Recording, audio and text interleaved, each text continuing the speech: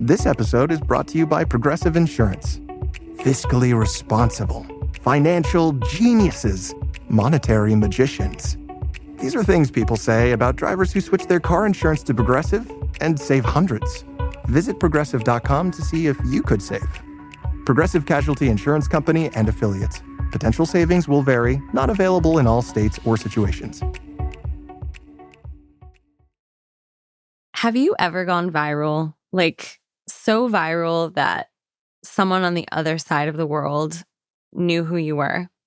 But it went around the world. I even had this weird experience where a few days later, I had to call up AT&T and change my plan or something. And so I was talking to somebody at a call center in the Philippines, and she was like, "Oh, you're that guy who got arrested in Los Angeles. We love you here in the Philippines." It was surreal. Surreal because Peter is not a celebrity. He's not an influencer. He is a NASA scientist who works at the Jet Propulsion Lab. And he and his friend Rose made headlines because they did something that scientists just usually don't do. It put their careers, their reputations, their research, it put it all on the line. It shocked everyone. And ultimately, it changed the trajectory of their lives. I'm Samantha Oltman. I'm Alessandra Ram. This is Sabotage from Good Luck Media, Episode 3, The Well-Behaved Scientists.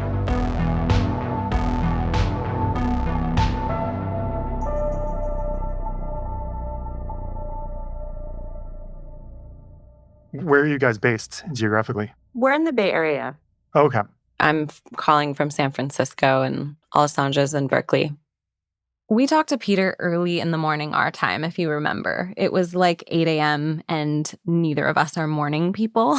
God, I know. To be honest, it was a little too early in the morning for an interview with an astrophysicist. I was nervous my questions weren't going to be good enough. Yeah, I kind of felt the same way, but in the end, he was really nice. Yeah, he was just a normal guy. Big smile, clearly a Trekkie. He kind of had dad vibes. Huge dad vibes. He made a lot of dad jokes, actually. One final question for business. Do you consent to a recorded interview with Good Luck Media? Yeah, I do. Great. Okay, so you guys aren't feds though, right? No, I'm just kidding. Oh, God. No, I used to actually be labeled a foreign agent under the Trump administration, so I'm not a Fed. Yeah. I don't think I've ever been confused for a Fed before. That was a joke. Again, dad jokes, dad vibes. But even though he's kidding, Peter actually had a good reason to ask if we were feds, because he has been getting into trouble lately with his employer, with colleagues in the science community, and with the cops. Okay, wait. Let's back up a little bit. How did this start? It all started about 2 years ago, in 2022. So I hadn't broken any laws before, except for maybe speeding or something occasionally. I'd certainly never been arrested or charged with any misdemeanors or anything like that. I did think it was more likely than not that I'd be arrested. Peter decided to break the law on a sunny April day in downtown LA.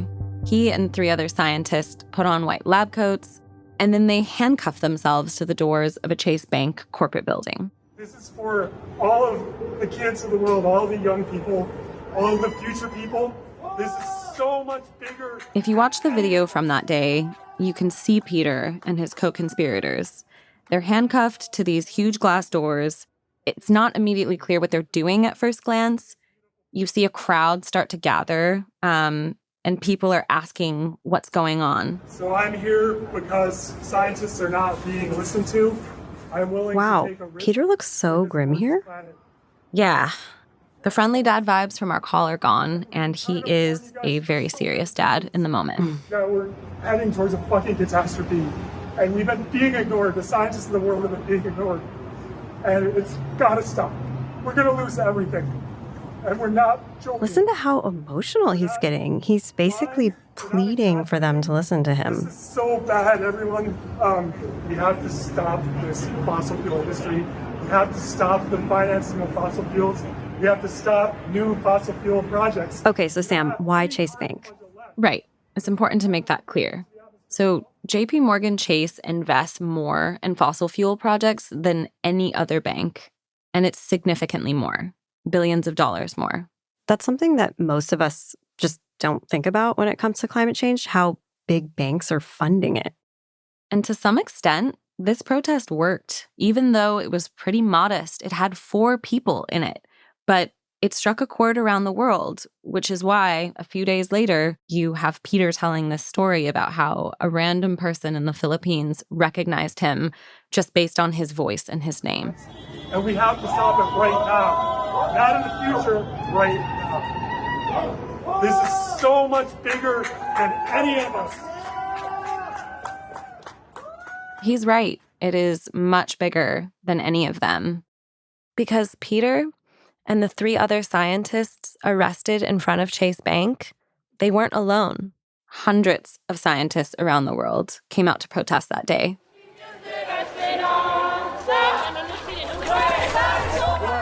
They were part of something called Scientist Rebellion. It's a group of scientists/activists who are demanding immediate action on the climate crisis.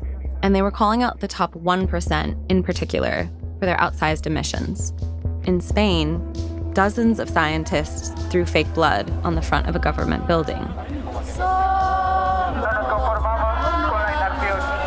In Uganda, students and scientists marched publicly and even made national news. The public against the dangers of global warming and environmental degradation. In France, scientists occupied the Museum of Natural History and held a teach-in on the impacts of the climate crisis. L'océan participe au fonctionnement du système climatique terrestre.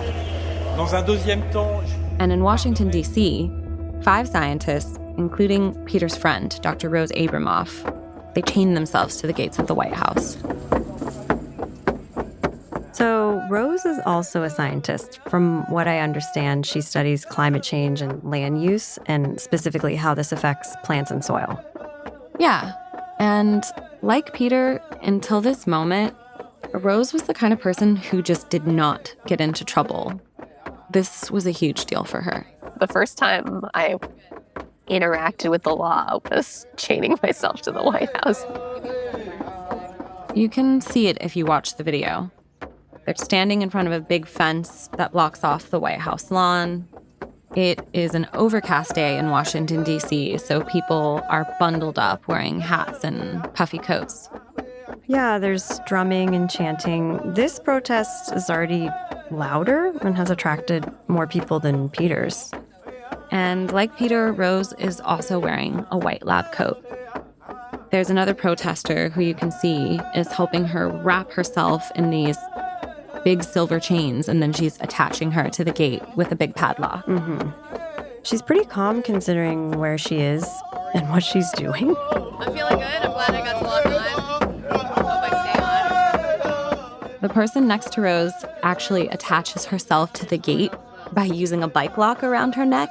And then Rose starts explaining why they're there. We want Joe Biden to declare a climate emergency and make deep structural changes to limit warming to as close to 1.5 degrees Celsius as possible. Okay, so declaring a climate emergency would give the president a bunch of new powers, stuff like blocking new crude oil imports or even forcing the military to use renewable power. That's something that activists and scientists like Rose have been asking for years. We've lost so much already.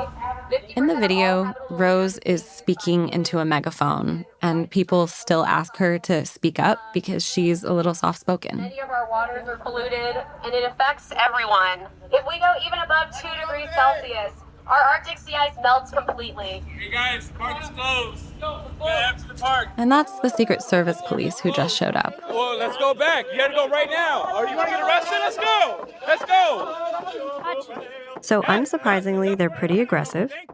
And eventually they clear everybody out. They arrest Rose, they load her into a police van, and then an officer starts talking to the crowd that's gathered. Folks have chained themselves to the White House fence, so they're getting arrested. You can't do that. So take this as a lesson learned, buddy. Don't follow their lead. What Scientist Rebellion did that day 25 countries with over 100 arrests. It got worldwide attention. And what Rose did got a lot of attention too, particularly from her bosses. You know, I'd been getting talkings to from line management throughout the year for engaging in the, chaining myself to the White House fence. They were not happy about that. But once you've chained yourself to the White House gates, it is hard to go back. These formerly well-behaved scientists, they had gone rogue. The thing is, neither of them could have expected that their lives were going to turn out this way. Both Peter and Rose have always been kind of like these mild-mannered, protocol-following science geeks. I was always a really good student, and I was always really motivated to do well. And so basically, you can imagine my childhood and my early schooling was basically one of that annoying kid who always did their homework early and on time. Everyone on this call is like that. Yeah. And I know that Rose is pretty self-deprecating here, but when we talked to her over video chat, her calling from her home in North Carolina, she came across as a really smart, grounded person. Right. It's almost like if Peter had dad vibes, then Rose is that friend you always wanted to do group projects with. Exactly. I would bet money that she did all the extra credit projects in school. I mean, she told us how much she loved nature in a pretty nerdy way, and that's a big part of why she wanted to be a scientist. So I think it was partly like a really strong interest in the natural world and how it works, and plants and rocks and trees and bugs and microbes that swim around in the soil. And the idea that if I did environmental research, I would be able to, provide the information that led to policy decisions that improve our environment or like safeguard health and safety for other people. I sort of really had that idea of like, oh, this is a good job, a good profession. Yeah, I think at the core of everything, she just really wanted to help people. I also had this idea that if I behaved well and played by the rules, that like I could make the world a better place using the rules of the world as they already existed, right?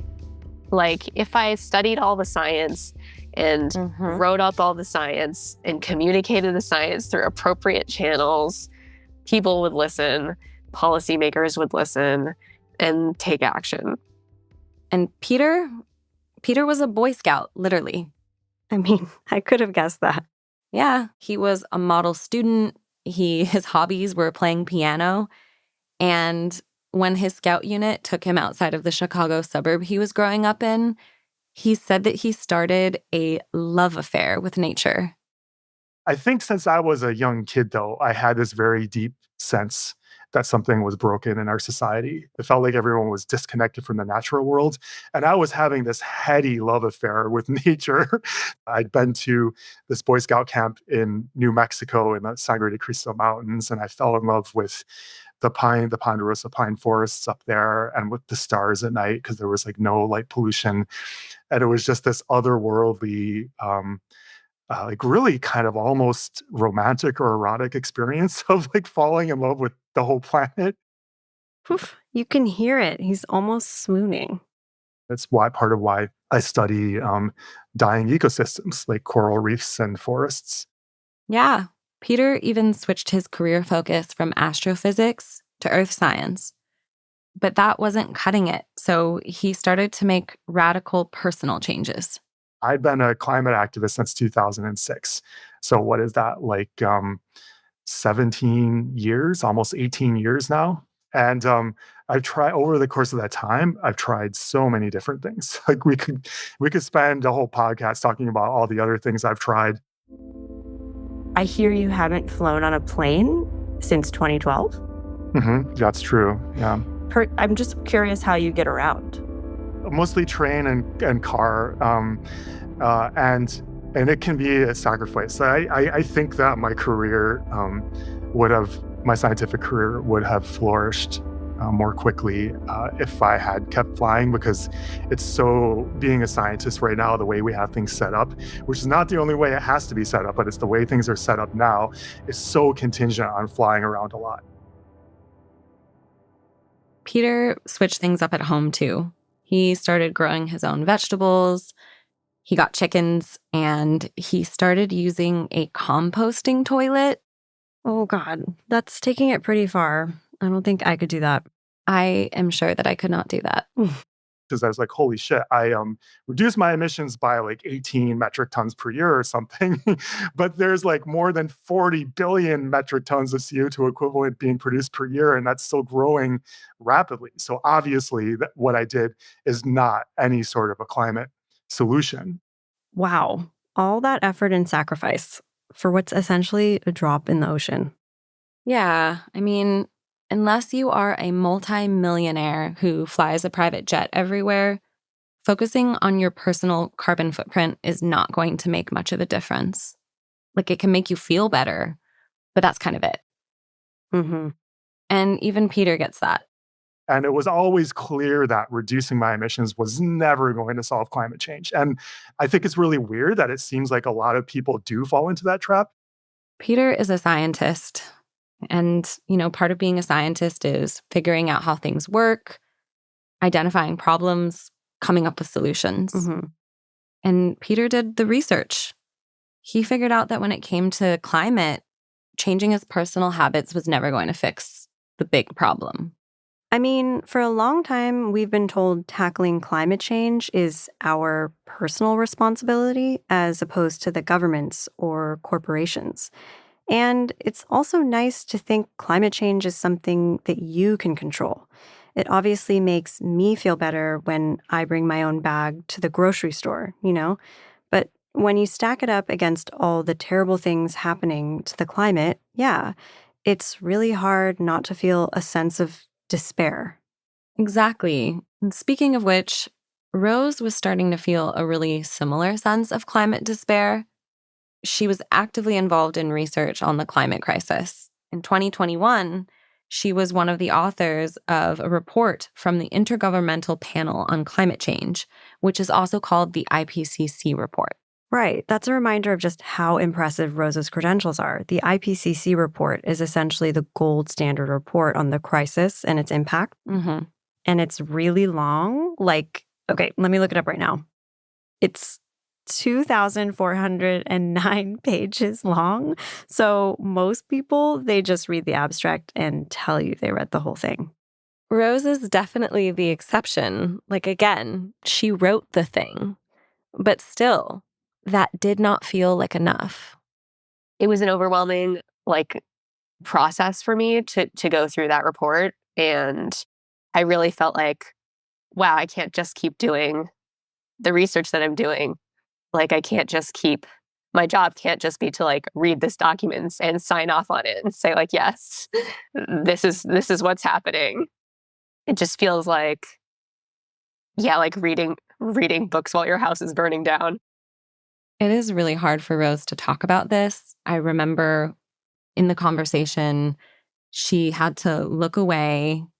Her shoulders got really tense. And she smiled, but it was one of those smiles you do when you're trying to force yourself to stop crying. You're getting a little bit emotional right now. Can you tell us what you're feeling? Sure. And I think that this is something that a lot of scientists deal with, especially people who study climate change. And typically, when I'm doing math, I'm not thinking about global scale climate impacts because there's no way.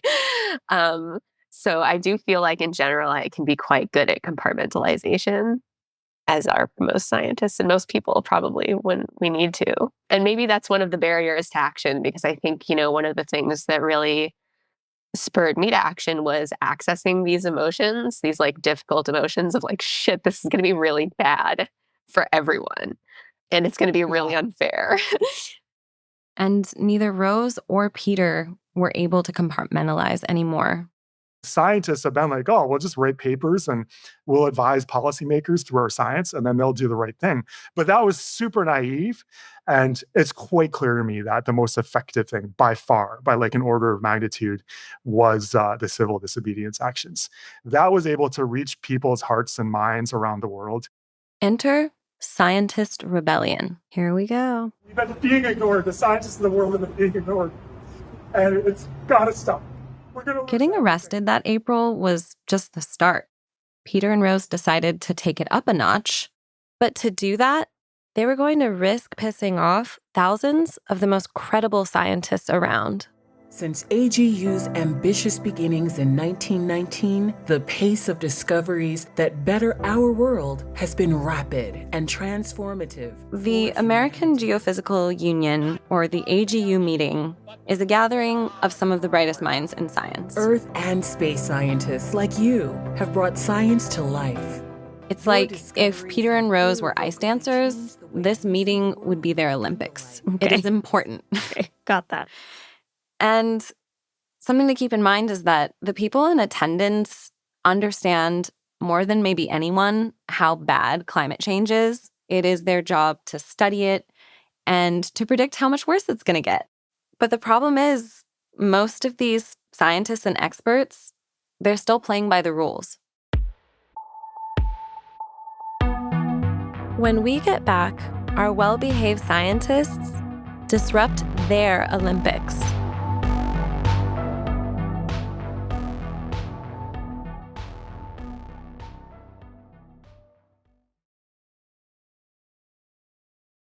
All right, Ollie.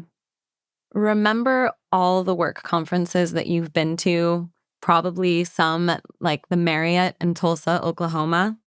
So climate scientists have to do that kind of stuff too, but theirs are existential. It's really, really weird to go to those climate conferences. And this is the biggest climate conference, the biggest earth science conference. I'm like completely inundated by talks and posters about how Earth is dying, literally. And just talk after talk, poster after poster, in surprising ways that I wouldn't even be able to imagine.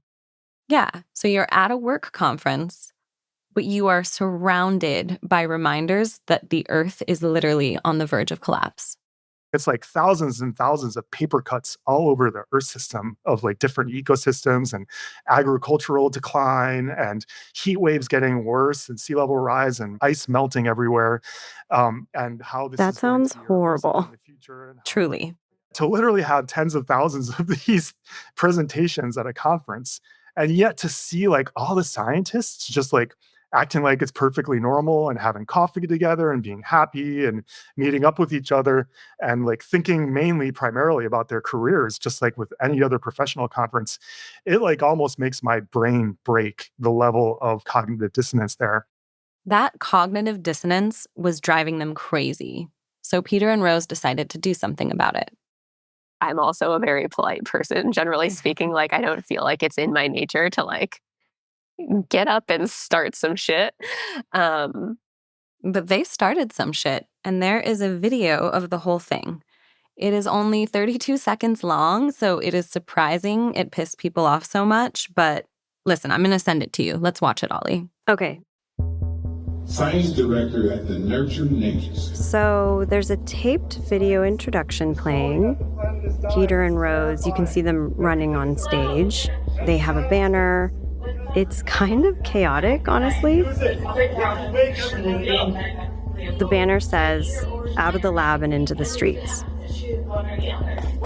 People are cheering. Okay, now they have to leave. And that's it. Yeah, that was kind of my reaction when I saw it for the first time. I was like, wait a second. These two have done wilder shit than this. They have chained themselves to fences. They've gone viral. They've been arrested. And now their big protest is unfurling a banner. I know, but apparently it really pissed people off. The meeting organizer very quickly, we had maybe 15 seconds and we were up there, came and took, ripped the banner from my hands, escorted us out, told us that if we returned, we would be arrested. We were kicked out of the conference. They got kicked out of the conference, and research that they were set to present later that week was pulled. The AGU also opened a scary-sounding ethics investigation. So extreme. And then it got even worse. Later on, Rose was fired, and for several months, I thought I might be fired too, because there was an ongoing ethics investigation over my actions. So it seems like a really minor event, but it was really difficult. And I think a lot of people did take offense to the fact that, this was a situation in which there's like a specific kind of order that people expect, and like a decorum that we weren't following. That's right. Rose was fired from her job at the Department of Energy's Oak Ridge National Laboratory in Tennessee.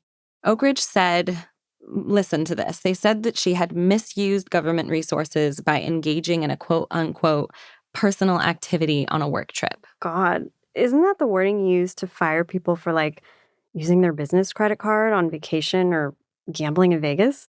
Yeah, Rose wrote an op-ed in the New York Times where she talked about how, she thought that she would get in trouble for protesting, but she really did not think that she would get fired for something like that. I mean, it does seem extreme. What did other people think? Like, I'm curious what the other scientists there were thinking. I mean, it did become controversial in the scientific community.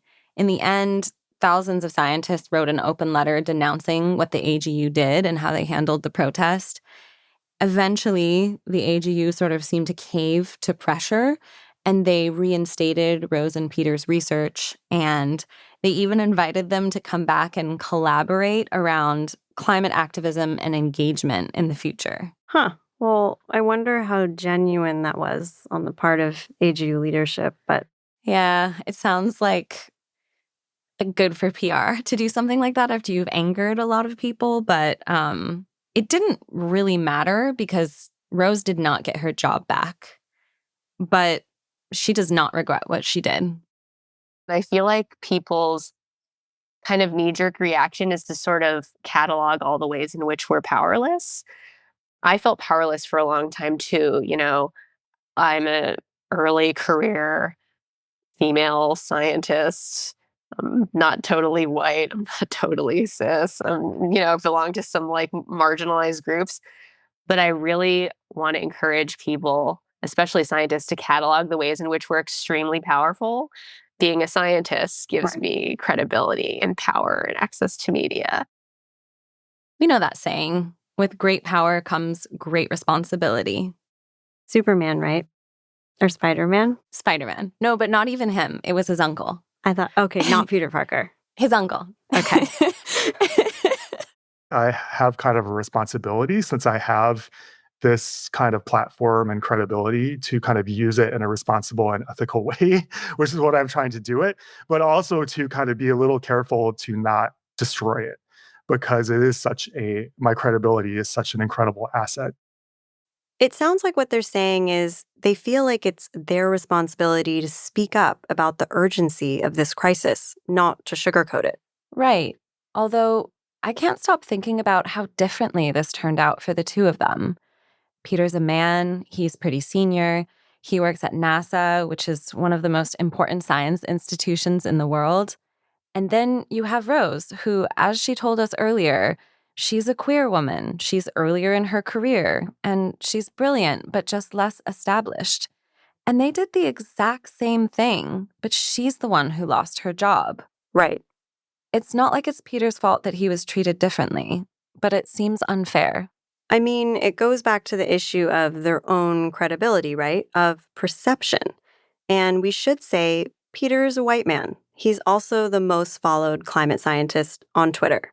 He's afforded a certain level of trust and respect by not only other scientists, but by the public too.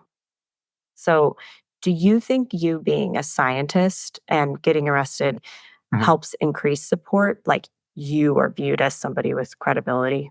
Yeah, 1,000% it does. It's harder for the public to dismiss credible scientists who are doing disruptive action than it is if they just like see like so-called like dirty hippies doing it.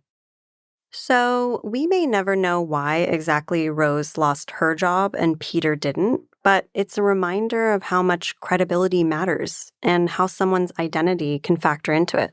Yeah, for what it's worth, even though Rose got fired, she hasn't stopped speaking up and protesting. In fact, she's busier than ever. 2 people are in custody after chaining themselves to pipeline equipment for hours. Yep, she's really busy. We caught up with Rose this past fall. We actually knew that she was going to be in West Virginia that week, and it turns out it was because she was protesting the infamous Mountain Valley Pipeline. She did it with a group of elderly women. They halted construction by chaining themselves to a massive drill. Mountain Valley Pipeline, to me, and I think to a lot of activists, is really a symbol of our country's failure. I've reported on movements against oil pipelines in a few different places, and it's striking just how many different types of people, we're talking indigenous elders to health experts, environmental activists, they're all so opposed to new fossil fuel infrastructure. And this is a huge natural gas pipeline that we're talking about. Every single year, it would emit as much greenhouse gas as 23 U.S. coal plants. As you can imagine, environmentalists hate it. People who live near it are afraid that it's going to poison their land and their water. And people have vehemently opposed it ever since plans to build it were announced in 2014. I locked myself to a drill on the Greenbrier River site of the Mountain Valley Pipeline. This drill was poised to go under the Greenbrier River. Near me, I was on the drill, and then next to a different part of the drill was an elderly 79-year-old woman named Marty. And across the street leading into this construction site were 4 women, also elder women, part of the Rocking Chair Rebellion. Rocking Chair Rebellion, by the way, is a group made up of mainly senior citizens who are demanding divestment in fossil fuels. Me and Marty had our arms in lock boxes, which meant that in order for us to be removed, the cops needed to cut us out. Can I ask, how do you chain yourself to a drill? I can't answer that. Really? Okay. I mean, I could, but I'm not going to. Right. Eventually, the cops arrived. They got an extraction team to saw us off. Carefully, because, again, it was mostly elderly women there. And then they arrested them. We were certainly told a lot of very scary things. We were told we would be charged with felony domestic terrorism. Yes, you heard that correctly. Felony domestic terrorism. Yeah. By chaining herself to the drill, Rose is the first climate scientist charged with the felony for protesting a fossil fuel project. Since taking part in your first action, you've been arrested 3 times, right? I think we're up to 6 now. Yeah. 6 times. Okay. Yeah. So you have been arrested 6 times. Do you regret participating in these actions at all? Like, given how much it has cost you? I don't. After her public firing, Rose joined the board of the Climate Emergency Fund, which, as we talked about in the last episode, was founded by Eileen Getty, and it funds groups like Just Stop Oil. You know, Rose is exposing herself to all of these risks, but she has a clear goal. Right, getting other scientists to stop being so damn well-behaved. Everybody celebrates, Martin Luther King Jr. Day and sort of like accepts like these sort of like activist periods of our past. Like we forgive quite a lot of destruction on the part of the suffragettes, right? Because we have the vote now, yay. And so I think that I get a lot of pats on the head from people, sort of, like, you're so brave, good job, but I could never.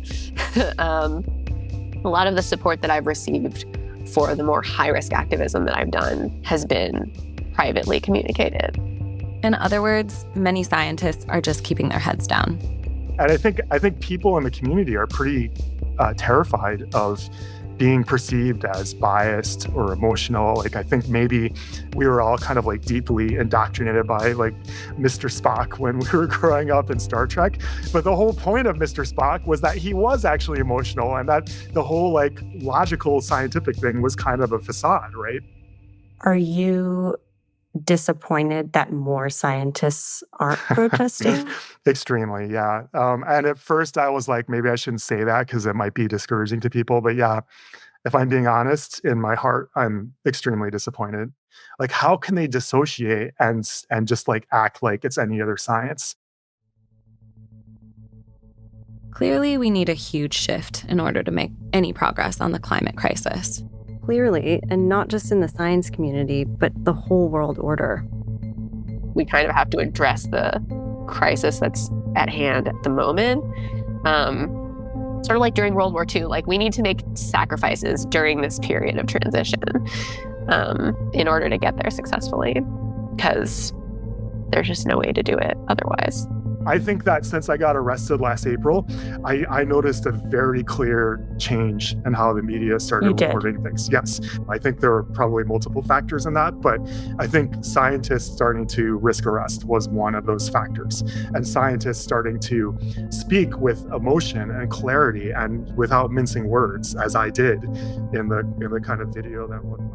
I do think that being a scientist helps both capture the media's attention and lend credibility to the activist movement, right? Like the youth are obviously stakeholders in their own future.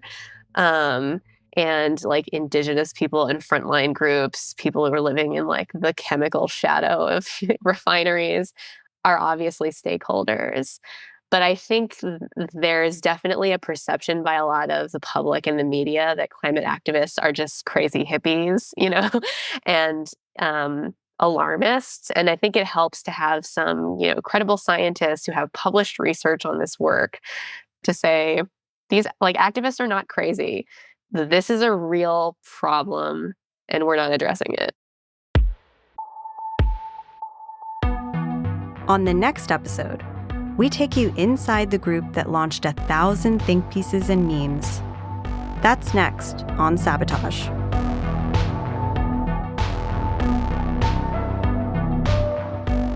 Sabotage is an original production from Good Luck Media. The show is hosted, reported, and executive produced by Alessandra Ram and me, Samantha Oltman.